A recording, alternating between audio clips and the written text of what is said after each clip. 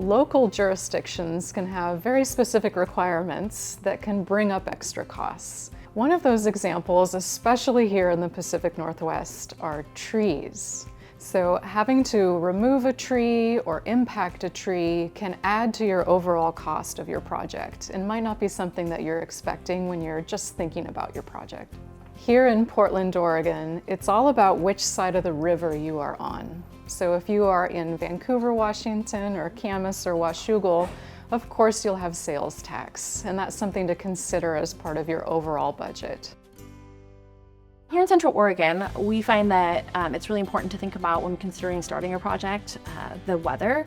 South of town we get a lot more snow, and then the snow stays a lot longer, so it's really important to, when you're planning an addition or a new garage build or anything involving the roof, to plan that around the weather and get that going in late spring and finish it up before the late fall. That can help control price as well as just the timeline overall. The more expensive metro areas are always that. They are more expensive to live in, therefore your labor costs are always going to be more expensive. I think permitting, depending on the agency that you're working with, can take a little longer in one area versus the other, or the amount of permitting fees might be slightly different in one area versus the other.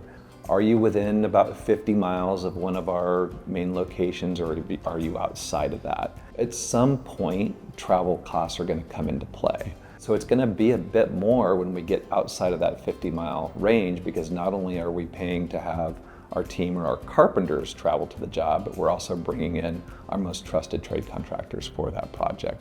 So those travel costs can add up if you get, much outside that 50-mile. The market conditions on the home, whether you're in Bend or Portland or Eugene or Seattle, what that home is worth is going to be a much bigger difference than what it costs to remodel it.